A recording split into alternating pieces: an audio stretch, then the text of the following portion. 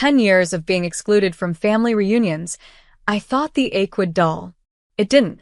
Every summer, photos filled my feed, everyone smiling in matching t-shirts, kids lined up for games, my parents' proud speeches. My name was never on the guest list. My seat was never saved. This year was no different. When I drove by the park out of curiosity, my sister spotted me. Her voice carried across the crowd. "Get out, you're not family." Laughter followed. Heads turned. I felt like I was 16 again, standing small while they pushed me aside. I didn't argue. I didn't beg. I simply left. But life has a strange sense of balance. 10 years of silence, and then one knock on my door. My name is Natalie Cross, I'm 34. And if you think you know how this ends, stay tuned. What happens when the outcast becomes the one with the keys? It was a Tuesday morning when I heard the buzz of my gate. Security cameras flashed the impossible. My parents, my sister, cousins who had called me pathetic, all lined up outside like petitioners. My mansion's white stone walls rose behind me, the house they never imagined I could own. I opened the door calmly, their voices rising in nervous chatter. One by one, their smiles faltered as they took in the marble floors, the sweeping staircase, the quiet hum of a home built without them.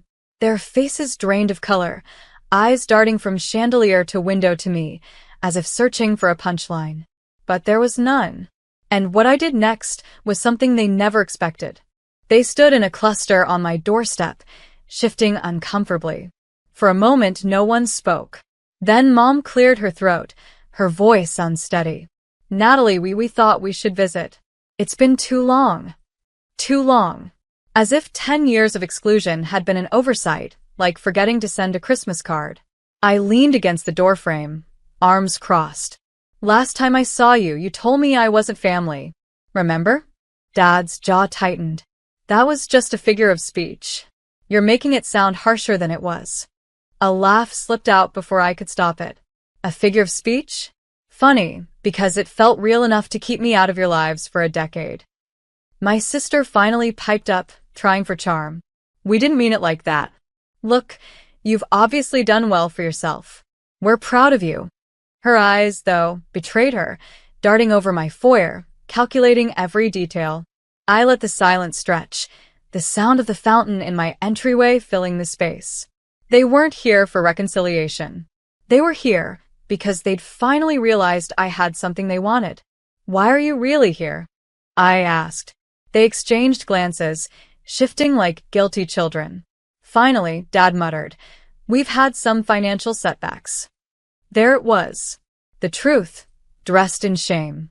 I stepped aside, gesturing them in. Their relief was palpable as they shuffled past me, wide eyes drinking in every corner of the mansion. But they didn't realize that letting them in wasn't surrender. It was strategy. Because for the first time in my life, they were in my house on my terms. And I had no intention of playing their game. They sat stiffly in my living room, perched on the edge of leather sofas they'd once said were too classy for someone like you. The irony wasn't lost on me. Mom looked around nervously before saying, "It's a beautiful home, Natalie. You've done so well." I poured myself a glass of water, letting the silence weigh. "I did," I said simply. "Without any of you." My sister forced a laugh, her hands twisting in her lap.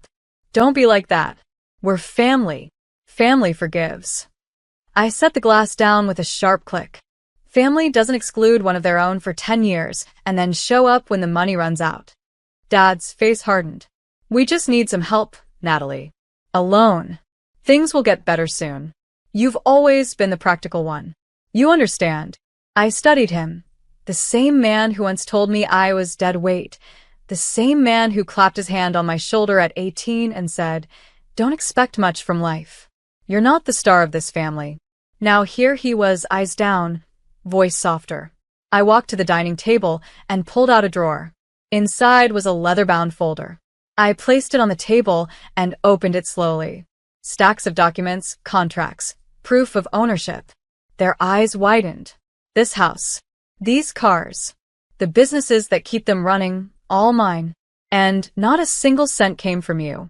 The color drained from my sister's face. Mom whispered, Natalie, we didn't know. I met her eyes, steady. Of course you didn't. You never cared enough to look. And for the first time, I saw fear in their faces. Not of losing money, but of losing me. The silence in the room was brittle, like glass about to shatter. My father cleared his throat, his pride fighting against desperation. We made mistakes, Natalie. But you can't hold on to the past forever. Families forgive. Families support each other. I raised an eyebrow. Support each other? You told me to get out. You laughed while I stood alone, year after year. Where was that support then? My sister leaned forward, her voice sharper. You're exaggerating. We never meant to hurt you. But look at you now, you don't need us. Why keep punishing us? Punishing. The word rolled off her tongue like I was some villain pulling puppet strings. I laughed softly. I'm not punishing you. I'm just not rescuing you. There's a difference. Their eyes darted around my home again, the crystal chandelier above, the abstract paintings lining the walls, the quiet hum of comfort they'd never expected me to own. Mom finally whispered, "We're losing the house, Natalie. Your father's debts, they've piled up. We thought maybe." She stopped, shame tightening her throat. And there it was. The real reason for this sudden visit. Not love. Not regret. Need. I stood, letting my footsteps echo against the marble floor. You excluded me when it was convenient. Now you include me because it's convenient. Do you hear yourselves? Their silence told me they did. I walked to the window, staring at the garden outside, calm and steady. For 10 years, I begged for a seat at your table, I said softly. Now you're begging for one at mine. When I turned back, their faces were pale. And that was just the beginning. They shifted uneasily on the sofa, the weight of my words pressing down harder than any chandelier above their heads. My sister finally broke, her tone brittle. Natalie, fine. We were wrong. But you're rich now. Isn't that the point of money? To help family? I tilted my head, studying her carefully. Family? That's what you call me now. Interesting choice of words, considering you screamed the opposite in a public park. Her cheeks flushed. That was years ago. 10, I corrected. 10 years you never called, never texted, never asked how I was. And suddenly, when the bank threatens foreclosure, I'm family again. Dad rubbed his temples, exasperated. You're twisting everything. We didn't mean it literally. You know how families fight. No, I said firmly. Families fight and then reconcile. What you did was erase me. There's a difference. The silence that followed was suffocating. Their eyes darted toward the folder still sitting on the dining table, as though the documents inside might sprout wings and save them. Finally, Mom spoke, her voice trembling. Please, Natalie. We're drowning.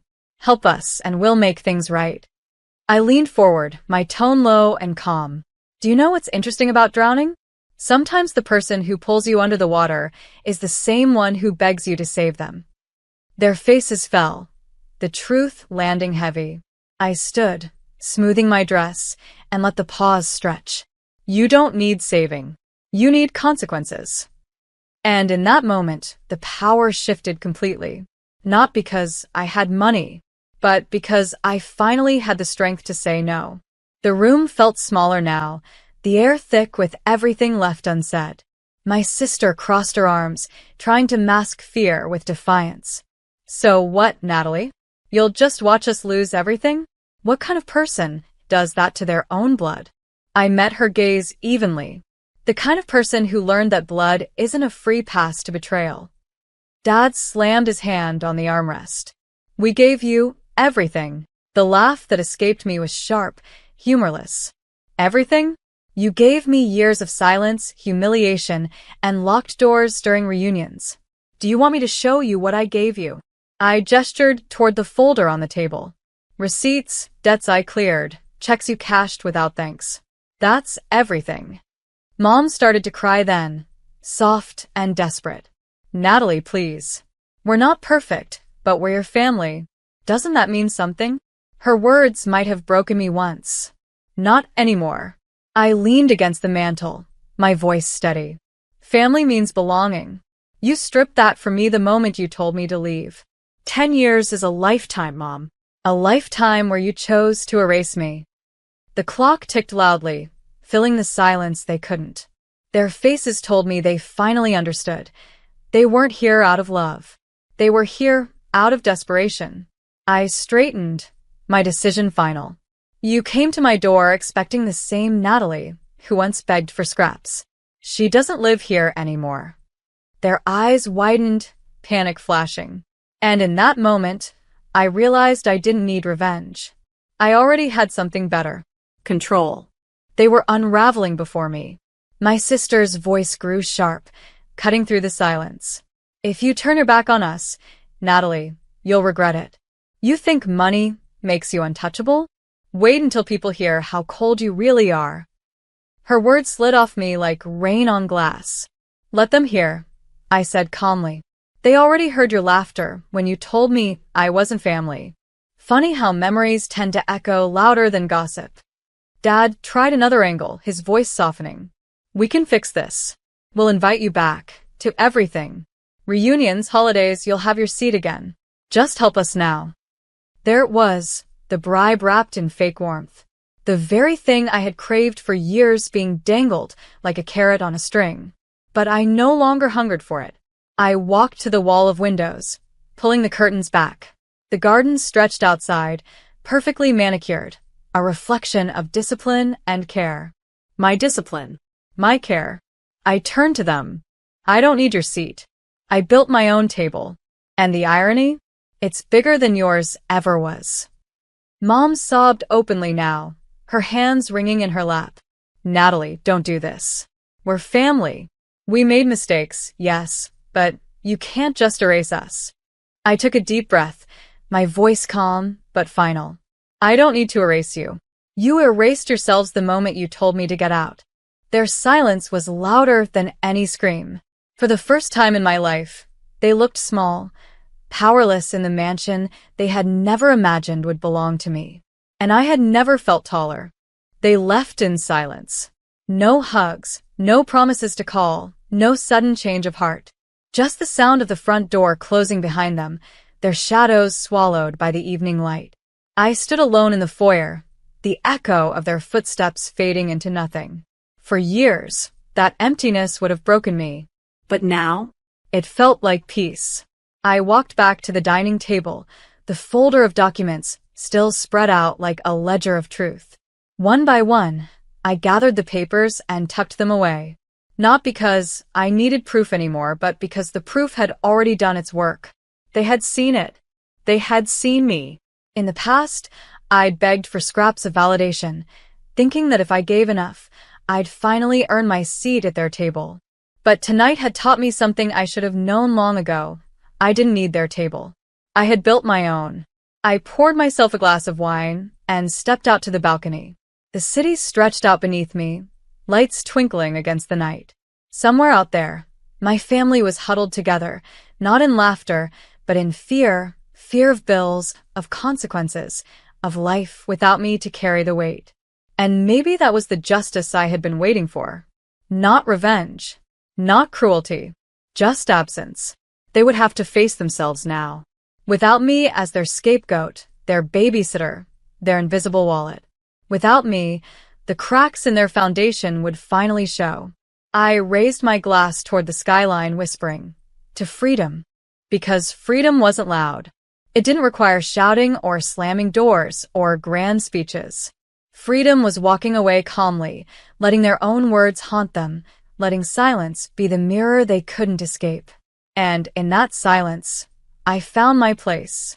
Not as their outcast, not as their forgotten daughter, but as the woman who had finally stepped out of their shadow and into her own light.